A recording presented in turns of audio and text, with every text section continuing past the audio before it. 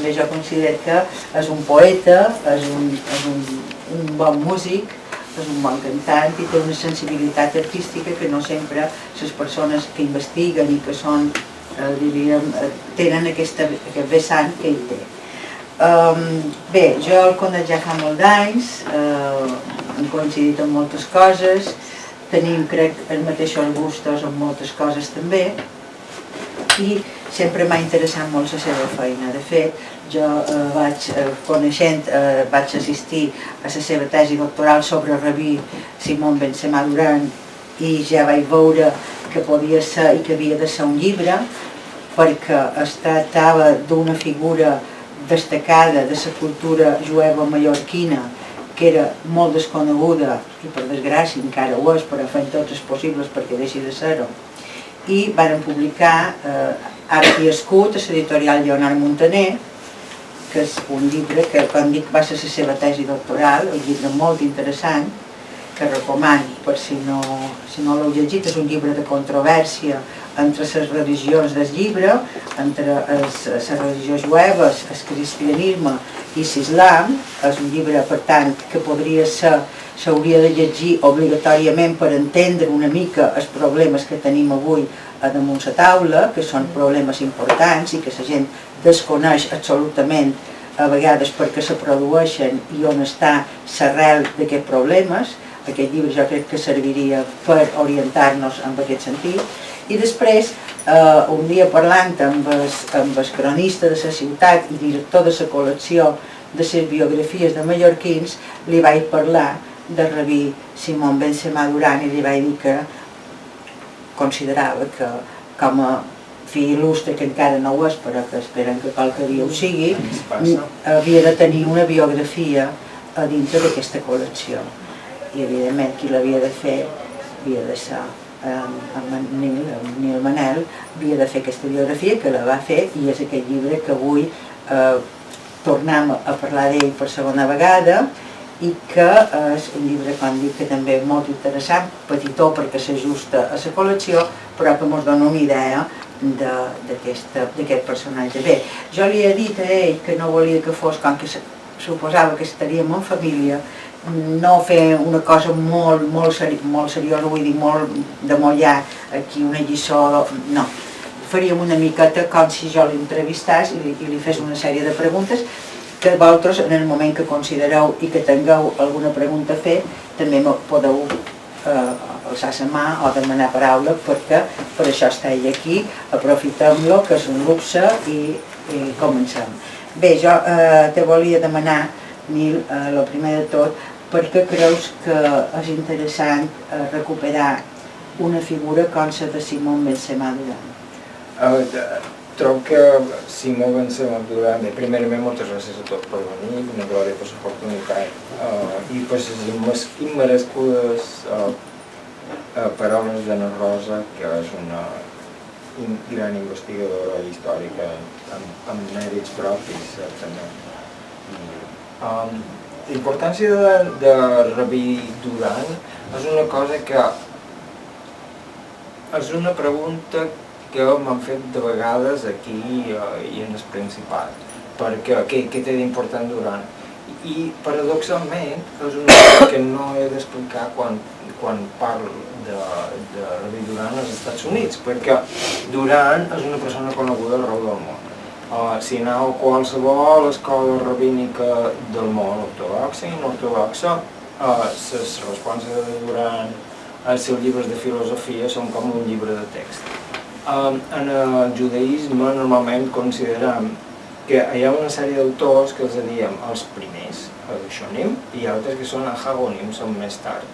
I Duran, conegut a vegades com els Rasbats, és un dels primers, juntament amb Maimònides i Maimònides i Rashi. Quan el trobam en una edició rabínica, se'l considera una gran autoritat a nivell de poder ser Maimònides o Nachmànides. I potser és certament una pena que justament en el lloc on Duran va néixer és on menys conegut és. És un home que va ser molt prolífic escrivint i que era una mica un savi en molts aspectes i parla igualment de filosofia com parla una mica d'alquímia, fa poesia, teologia certament, s'interroga sobre quins són els principis del judaïsme, parla de teoria musical, el que vulgueu, totalment pre-renaixement, un home del renaixement abans del renaixement. Sí, com un humanista, si el poguessin comparar amb una figura dintre del món cristià, seria una mica com un Sant Isidor de Sevilla, sí, que escrivien de tot i sabien de tot, no com ara que cadascú sap el que sap i gràcies, i no li demanis per el que no, perquè tot està compartimentat. Llavors era un concepte de coneixement molt més ampli, que jo crec que, com tu dius, ell és un representant d'aquest saber enciclopèdic que ho abarca tot i que indica també una intel·ligència oberta en el món, perquè quan se sap més coses de coses diferents tenen aquesta amplitud de mires que sense dubte tenia ell. També te volia demanar, ell sabem que va haver de fugir per causa de la destrucció d'Skye de l'any 1391. Però ell va viure, diríem, uns anys. Tu creus que va coincidir en l'esplendor, en l'època d'esplendor d'Skye de Mallorca, i és una de les figures que va donar, diríem, personalitat en aquest Skye de Mallorca que està estudiat, però que realment valorat, no sabem fins a quin punt se l'ha valorat, perquè, per exemple, no se parla de la Cabla de Mallorca, no se parla de diferents aspectes del coneixement i de la saviesa jueva que segurament tenien aquí també unes arrels i una tradició. Ens pots parlar una mica també d'això? Sí, Duran va néixer en 1361 i això vol dir que tenia tot just 30 anys quan va passar les carnatges d'Skye. A més, Duran havia viscut en un entorn extremadament il·lustrat, perquè Semach, son pare, per això es diu Shimon ben Semach Duran, era un responsable, era un líder comunitari, havien estat anomenat testaferros de la Biblioteca Mosconi, que tenia un gran cabal de coneixement. Ell mateix era deixeble d'Efraïm Vidal, que tenia una yeshiva en aquell temps i que va morir en 1391 en el Patzatat d'Skye. El seu sogre, en Jonà de Mestre, també tenia una yeshiva aquí, que l'havia tingut a Terol, on ell va conèixer la seva dona. El Call en aquell moment, clar, estàs parlant de que començava a ser una època bastant conflictiva en temps d'empobriment i taxes excessives i aldarulls, històries d'aquestes, però era al mateix temps un moment de floriment on hi havia hagut els millors jutges jueus de la Mediterrània vivien aquí, els cartògrafs, els que estaven aquí, i hi havia més una gran relació amb les grans comunitats del Principat, amb Barcelona, Girona, Terol, Saragossa, i com que el flux d'emigració entre les illes i el nord d'Àfrica també portava molts anys, ja hi havia moltíssima relació amb Alger, amb Marroc, Iran i diversos llocs així. Era com un centre cultural, una espècie com de Nova York del segle XIV. Era un centre molt important en el món jueu, com era també un centre important i estratègic en un nivell no jueu. No jueu.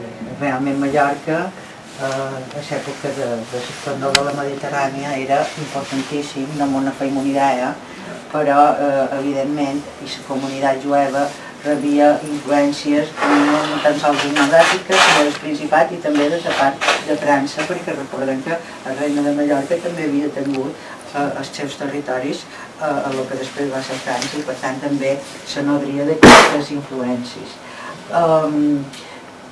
També tu creus que la figura de Duran, en el moment que se desplaça en el nord d'Àfrica, ja deixa de tenir aquesta influència magistral, aquesta autoritat dins la comunitat jueva mallorquina, o, pel contrari, tu ja ho sabem, hi ha unes responses, hi ha una relació continuada en els conversos que se converteixen en criptojueus perquè no poden exercir la religió de manera oberta.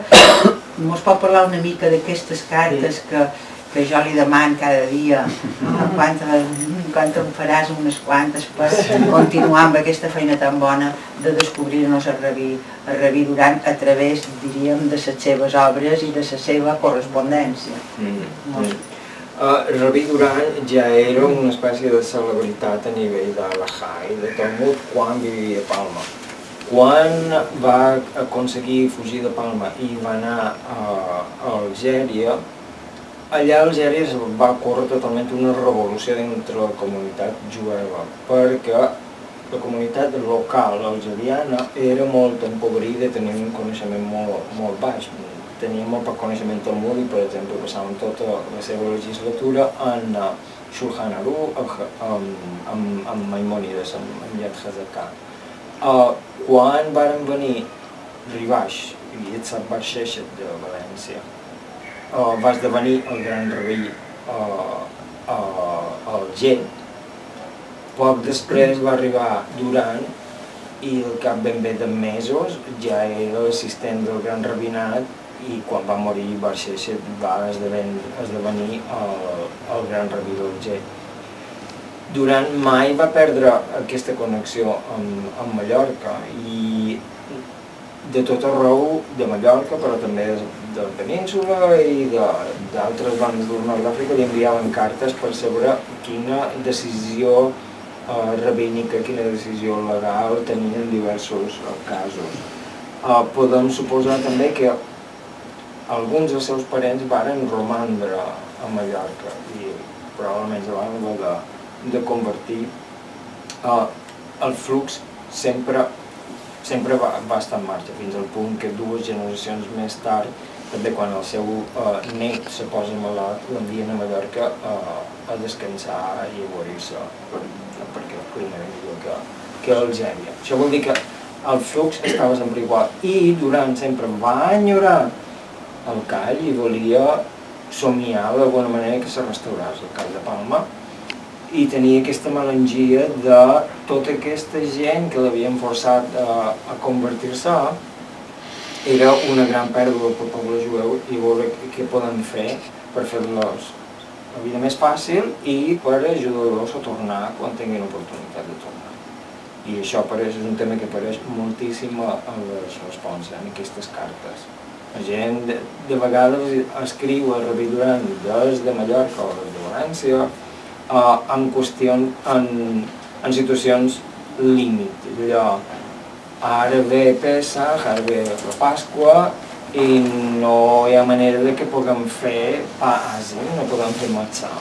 Com ho farem?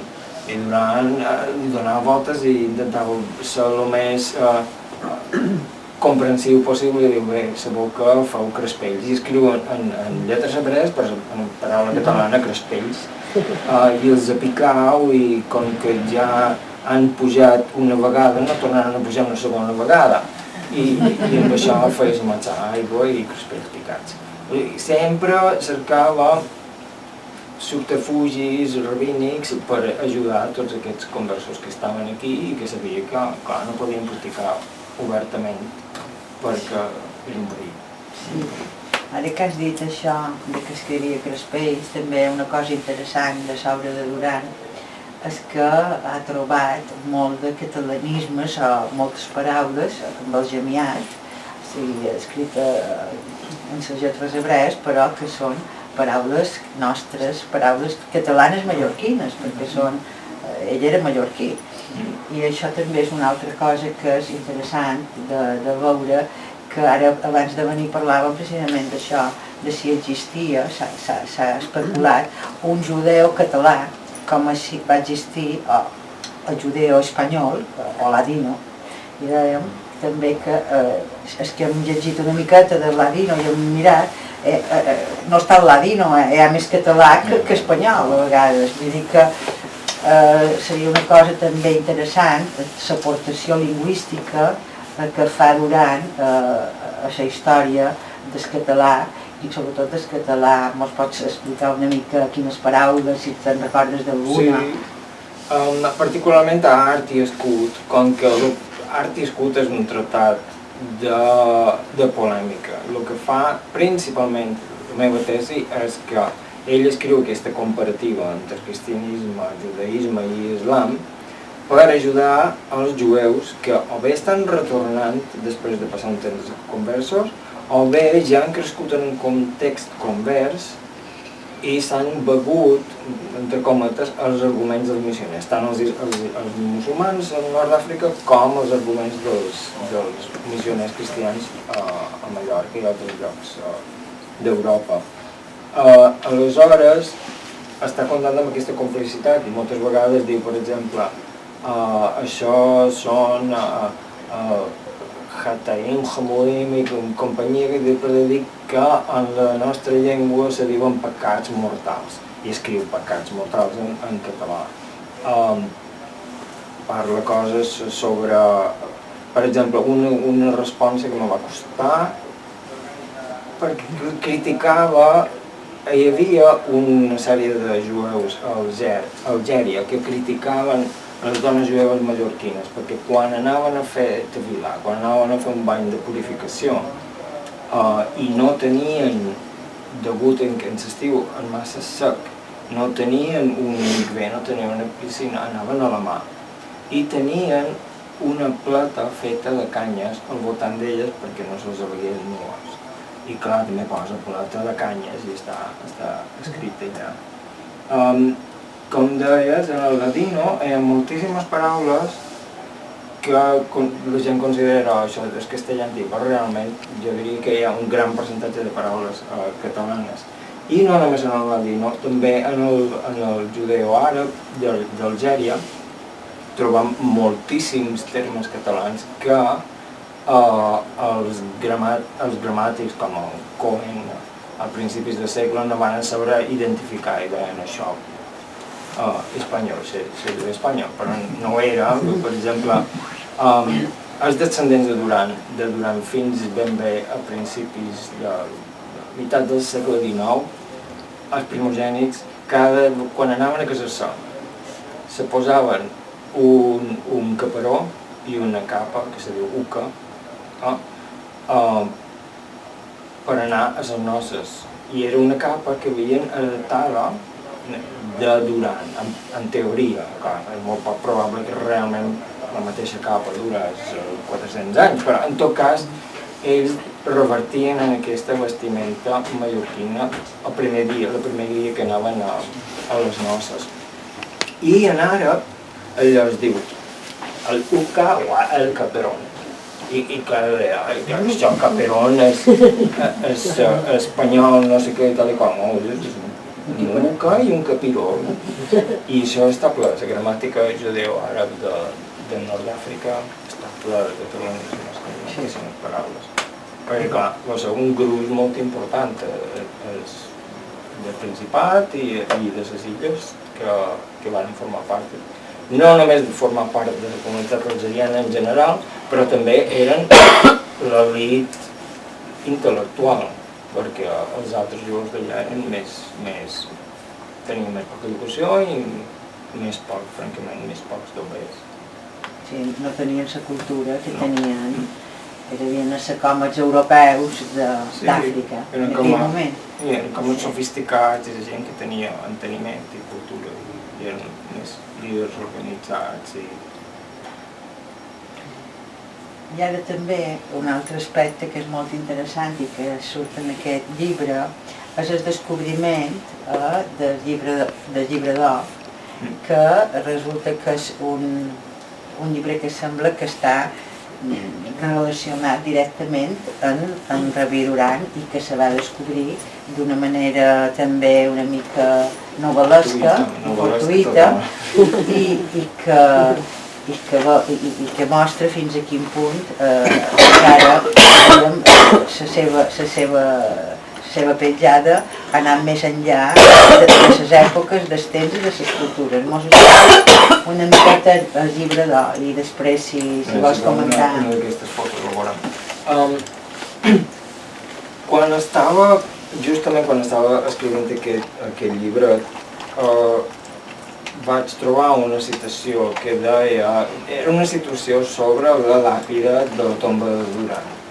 Vaig pensar, tenim documentació d'això, ho anomenen llibre, però realment tenim una làpida que puguem dir, això és vera, aquí està la làpida. Vaig estar buscant, i vaig trobar un senyor que tenia una pàgina sobre la restauració dels cementaris jueus d'Alger.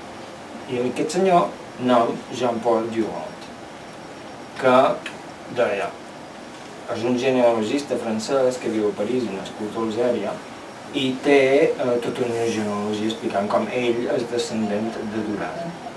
I no només ell, també té cosins i altres que estan a Israel. A través d'ell vaig descobrir tota aquesta xarxa de gent que són descendents de Duran. I d'una manera provada, no històries equivàries. Me va contar la història del llibre d'or, aquell petit manuscrit que heu vist, abans que em veureu trossets. Com il·luminat, sí. Amb una base vermella. Amb una base vermella i un pergamí. El llibre d'or era un llibre que deien que la família Duran, perquè clar, heu de pensar que també la família Duran, durant les generacions, han estat tots rabins importants i escriptors importants. N'hi ha hagut aquí en el llibre, si ho veieu, n'hi ha hagut com a 7 o 8 generacions d'autors importants, sense comptar la gent anònima que sortia de la nissaga de Duran. Els primogènits d'aquestes generacions s'havien passat un llibret entre ells, que era un petit sidur, un petit llibret de pregàries, que deien que havia estat del propi Duran en persona.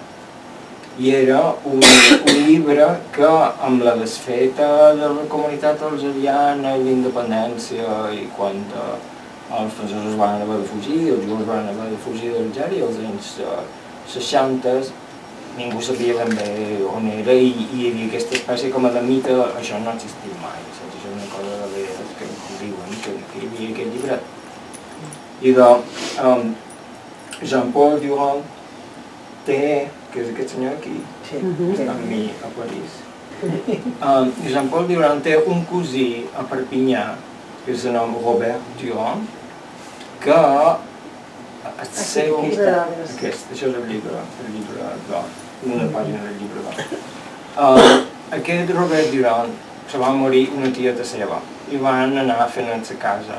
I a les golfes de la casa va trobar en una capsa un llibre d'aquest tamany, que ara està al Museu Nacional Jueu de París, que efectivament era el llibre d'or, que ha hagut de passar una sèrie de restauracions. I deien, bé, al principi, quan els paleògrafs i els conservadors ho van trobar, va dir, és important, és medieval, és renaixentista, però és molt poc probable que sigui realment el llibre de Duran. I efectivament no està provat que el sigui, però la cal·ligrafia és catalana, encara que està a Algèria, catalana mallorquina. Les il·luminacions són lleugerament posteriors, però la datació i tot és això, és de 1390 i tants cap a 1400. O sigui, podria perfectament haver estat de Duran, podria haver-lo estat. Això està una mica per estudiar a nivell més detallat de paleografia i companyia, però hi ha un altre llibre molt similar a la Biblioteca Nacional de París, on treballa Alexandre Tour, el fill d'aquest senyor, que és molt similar a nivell paleogràfic, i aquest segon desert que va ser escrit a Barcelona i il·luminat a Barcelona. Amb la qual cosa hi ha una altíssima possibilitat que el llibre d'or, que s'ha recuperat, realment hagués pertingut a Duran i que principalment són pregàries de cap d'any i coses així, poemes, i se l'havien passat de persona a persona. Veieu fins a quin punt el mite i la mitologia de la família, de la importància del gran rabí, va continuar endavant fins als nostres dies. La padrina, els padrins de Jean Paul sempre quan tenien un mal o estaven preocupats per qualsevol cosa d'aquesta deien ai, revenim. I els revenim que deien eren Rabí Duran, el Resbats, i Rabí Isaac Barxeixet, de València, que eren els dos, com una espècie de santons que els invocaven quan tenien un mal. I això era al segle XX. I aquí ens pots explicar un poquet aquestes imatges que veiem de la tomba, perquè està enterrat a Argèlia, sí, aquí, a través del senyor Duran, em va passar moltíssimes fotos del mausoleu de Duran. Duran va estar enterrat durant força temps en un lloc que ara és molt rural i aquesta tomba cap al 1862, em sembla, va ser transportada a Algèria, al cementeri de Sant Eugeni, i allà van construir un gran mausoleu a la memòria de Barxeixet, del valencià, i del Duran. I van fer aquest mausoleu en record d'ells i van dur les restes d'aquests dos rabins. No és una casualitat, atès que, com sabeu, particularment els sefardins de Nord d'Àfrica, els agrada molt això de fer hílules, de fer peregrinacions a la tomba dels grans rabins per demanar favors o perquè la filla es quedi embarassada, qualsevol cosa, una espècie com d'aquesta vocació de hílules. De manera que el mausoleu va esdevenir un gran centre. Això, per cert, és l'Uca i el Caparó famós.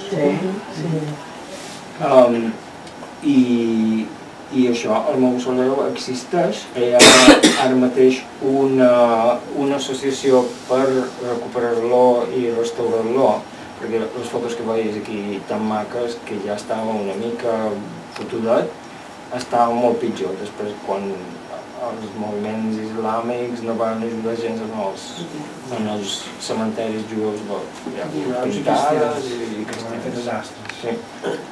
I ara, a través del cònsol de França, a Algèria, van aconseguir que finalment la policia aturés el vandalisme, però estava molt pitjor que ho veieu aquí. Ara està pitjor, ho arreglaran. Sí, a poc ho van arreglar. I és així d'estil morisc, és un mausoleu, veu que falta part de descripció, però diu aquesta és la cova de Rabí Duran i de Rabí Barxeixet. Estan un al costat de l'altre, amb les seves esteles funeràries i bé, tot. És realment de veure. Perdona, que l'altre Rabí valencià, el Barxeixet, van coincidir a Algèria. Sí, van coincidir. Va precedir. Barxeixet era, com el pare de Duran, havia estat un alumne de Nissim de Girona. I Nissim de Girona també forma una espècie com de gran grup de pensadors i teòlegs jueus. Barxeixet era més gran que Duran, però ja era conegut com una gran autoritat. Quan va haver de fugir primer, va arribar a Algèria i es va fer gran rabí, era com a natural que un altre descendent de la línia d'ensenyament de Rabí Nissim, del Ran, se posava al costat de Barxeixet. Van coincidir. Barxeixet era molt estricte i era una mica un senyor gran amb obsessions i era mal de dialogar. Duran era jovenet i sabent que era més per dialogar, era una mica més flexible i tenia aquesta cosa per protegir els drets de les dones i això, perquè és molt té. I clar, hi va un moment determinat que gent de l'entorn del gran rabinat d'Algèria va dir això, hem de fer fora en Barxeixet i hem de posar Rabí Duran aquí, perquè serà l'únic que podrà dur junts, que podrà juntar els jueus catalans que han arribat, els marroquins que han arribat i els algerians que ja són allà. I ell va escriure un llibre defensant a Barxeixet. I Barxeixet va morir en el càrrec, i quan quan Barxeixa va morir sí que el van anomenar Gran Rabí. O sigui, sí que van coincidir ben bé 20 anys o millor. Això demostra que a més era una bona persona i una persona que respectava l'autoritat d'un altre, encara que no pensés com ell. N'hi hauria d'haver més com ell. De fet, va escriure a més un pamflet, una crítica a les seccions de Rabí de Barxeixa, durant va escriure aquesta crítica, però no la va arribar a publicar mai fins que no es va morir. I ho va fer per una qüestió legal, per allò de dir aquest home ha fet una sèrie d'errors que volem esmenar. Un dels errors que va fer Barxeixa va ser tenir més connivència amb les autoritats musulmanes i permetre que fos l'autoritat musulmana la que nomenés jutges jueus, cosa que d'acord amb Duran va contra la llei rabínica. Llavors, quan va tornar això enrere, va haver d'explicar per què ho tornava enrere i com era. Però és super respectuós, de manera que ho fa, no és que diu que bé està equivocat, no. Aquest gran rabí, il·luminari dels temps, bla bla bla, potser no va acabar d'entendre, bla bla bla. Realment, l'admirava jo, crec. I aquesta correspondència que existeix, per què no se pot publicar encara? Perquè s'ha d'estudiar més? No, hi ha algun impediment?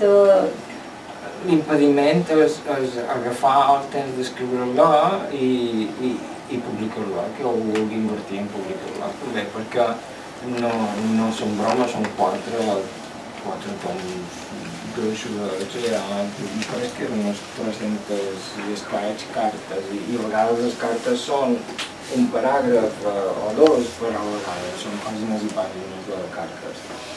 Existeix la possibilitat, que havíem parlat amb la Rosa també, i amb el Montaner, que un dia potser el que se podria publicar són les preguntes i no tant les respostes, perquè per mi és la part més interessant. Bé, depèn com ho consideris. Tota resposta té aquesta estructura. Diu, carta que me va arribar des de Palma, escrita per el rabí tal i tal, que Déu el guardi, bla bla bla. Em demanareu que bla bla bla bla bla bla bla bla, un trossot així, i després diu, i la meva resposta és, i després cita moltes cites talmúdiques i discussions, però tal, altre autor deia això. Són interessants per al talmudista, són interessants pel teòleg, les respostes. Però per l'historiador pot ser molt important les preguntes, perquè són les que plantegen la situació. I dius, és molt interessant saber quins arguments va treure Duran per defensar aquesta dona. Però és quasi més interessant per l'historiador saber que la situació era que aquesta dona se va casar amb un jueu i després aquest jueu va abandonar l'illa i se'n va anar, se van convertir tots en cristianisme, la va abandonar i se'n va anar a Algèria i allà va agafar una altra dona i ja no sé quin problema d'herència i és quasi més interessant tot el casuística que no la resposta, que normalment és important, però més pesat, perquè hi ha tota l'argumentació rabínica que a vegades pot ser molt feixuda. És important. Se podria fer una selecció, potser, totes les preguntes i seleccionar determinades respostes que fossin més intel·ligibles per una persona d'avui en dia. O resumir-les, o restringir-se a les respostes que siguin relacionades amb Mallorca i el corona de l'Aragó, perquè hi ha per tot arreu també. La temàtica se pot fer extensiva. Lògicament se podia separar molt de consens. Sí, els diversos volums estan separats per temes. Si tens tot un volum, o bona part d'un volum que parla només sobre Shabbat, un altre sobre matrimoni, un altre sobre casut, va separat per temes. Seria interessant. De fet, hem de parlar-ne. Sí. L'estudi lingüístic també respecte a... Això és interessantíssim, el del català és molt interessant. És tant per nivell històric com per jueus, com per la filologia i que la filologia, també en parlàvem, que els estudis filològics comencen així de manera científica en el segle XIX i quasi tots són germanòfils, perquè fins i tot mossèn Alcover, tota la filologia moderna és germanòfila, perquè són els que comencen a investigar i moltes vegades o no sabien o no li prestaven l'atenció deguda a les influències de les llengües semítiques que l'havien de tenir perquè, punyeta, 8 segles de dominació musulmana amb unes comunitats jueves importants que eren més cultes que les cristianes, per tant, qualque cosa lingüísticament havien de... Però és una feina que encara està pendent i que s'hauria de fer. Normalment aquí està el problema, es necessita gent que s'hi dediqui, necessita suport econòmic i aquestes coses. Sí, per exemple, hi ha una societat d'estudis hebraics, que hi ha l'Institut d'Estudis Catalans, és que jo sé que va morir en Eduard Feliu. Jo amb ell havia parlat només per carta i em vaig enterar molt tard que havia mort. Vull dir, hi ha algú que això ho pogués promoure o allà on... Ho estem intentant, ara hi ha una Teresa Caldés que està darrere de l'edició de la traducció de La llum de l'Eterno, Hora de Naix de Cresques, que tinc el plaer i l'honor de participar-hi també. I per quan està? Això, ja ho veurem 3 anys, potser perquè és una obra d'envergadura. Esperem que també girin els ulls cap a les illes i diguin aquí també passen coses importants que no m'ho hem de perdre. Però és que hi ha tantíssima feina i tantíssims d'autors que van escriure en aquells 4 segles que realment... Ara Obelisco, el que tens aquí, l'alfabet de Rabí Akiva, ara és un que una cosa que m'ha ajudat moltíssim, hem acabat el llibre de la figura. El llibre de la figura és de l'entorn dels cabalistes de Girona, que també sortirà en castellà, i aquest, en un moment determinat, era d'igual a igual amb el Zohar. Després, per una sèrie de circumstàncies històriques, el llibre de la figura va caure en l'oblit i el Zohar, la Cabalà castellana, va pujar quan la majoria de cabalistes se van mudar a Israel, a Safed. Però, clar, la Cabalà catalana, per exemple, és una altra gran font de textos que tenim en hebreu, que a vegades els tenim publicat en hebreu, però que pràcticament no s'ha mai traduït a cap idioma occidental, no interessat, textos molt difícils, amb un públic molt minoritari. Bé, ara, com ja duis la guitarra... Ara vaig allà, gran cançó. No, abans, que mos explicarà una mica abans de cantar, perquè mos cantarà un quinot, que és un càntic, com una elegia, podríem dir, de Rabí Duran, quan s'aplany de la destrucció d'Escai i s'aplany de la situació en què s'ha vist empès per tots aquests esdeveniments. També Rabí Duran també té fusta de poeta, com ho demostra en aquestes composicions elegiaques, i que en Mameli els hi ha posat música i que a mi és una meravella. Ara, així ja podrem donar per acabada aquesta conversa, presentació i trobada. No sé que ja per escoltar-te millor. M'agradaria començar llegint l'elegia que està traduïda en el llibre. És un diàleg en el qual discuteix per què enyorar Mallorca. Com pot ser que estigui enyorant Mallorca amb tots els desastres que han passat i m'han tractat fatal, però com encara ho estic enyorant. I diu, i l'elegia és en honor del meu mestre estimat i sogre, Rabí Jonàs del Mestre. Com puc enyorar amb delit aquell país maleït per Déu, que ja s'ha esvaït?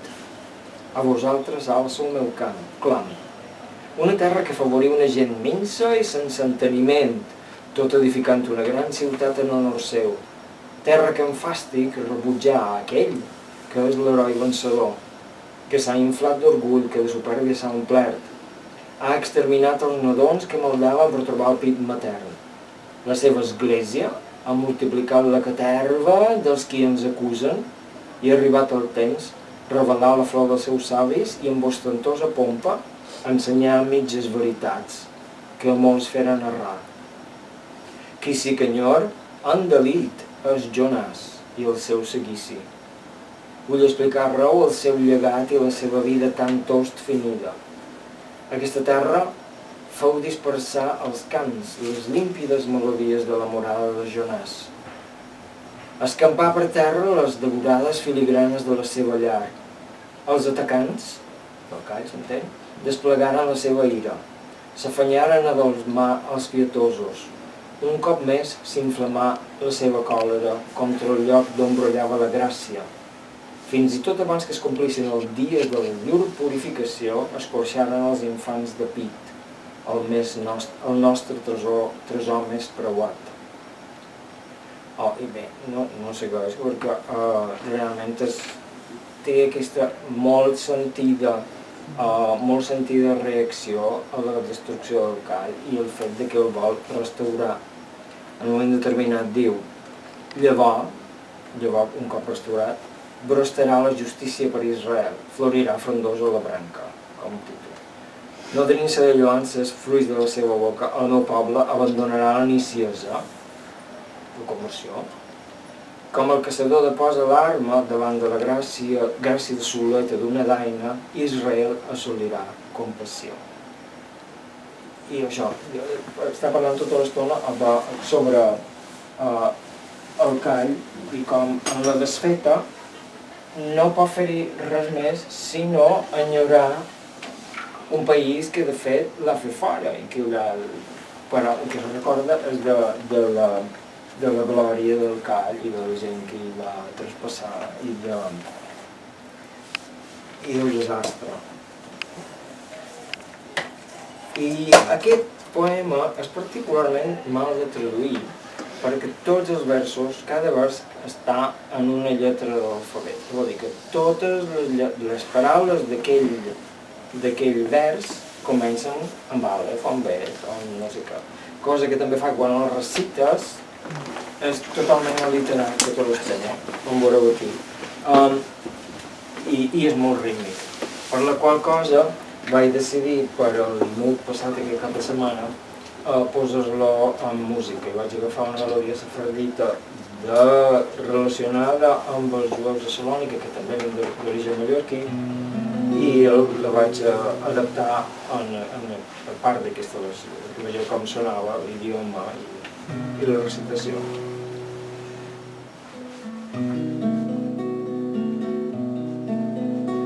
Bonsai ruach ha-meir shayim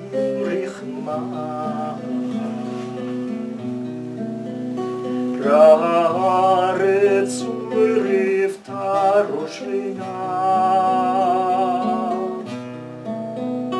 Shumerim shemei shechach shechunei she'ara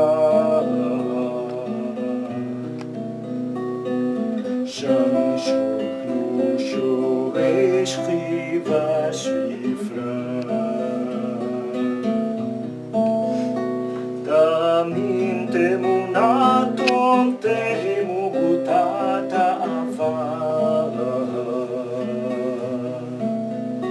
Tashuv techaye techi tifara Yeshave orner hotefar sur nasra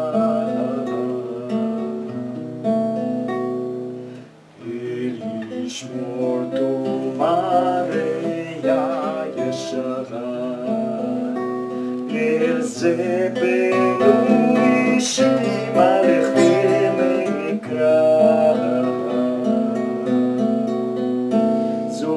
Hari s'accelererà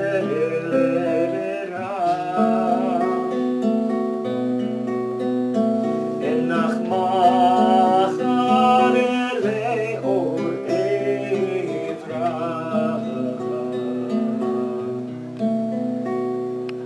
ora kadama o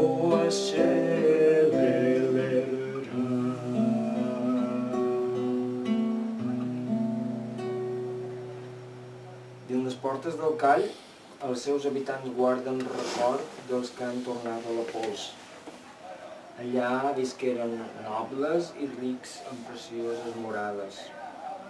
La mort dibuixà el viu retrat de la innocència dels pietosos.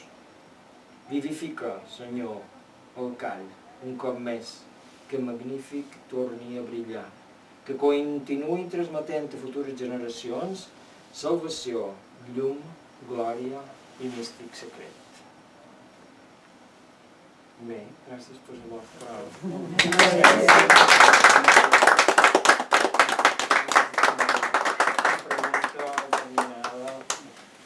Moltes gràcies.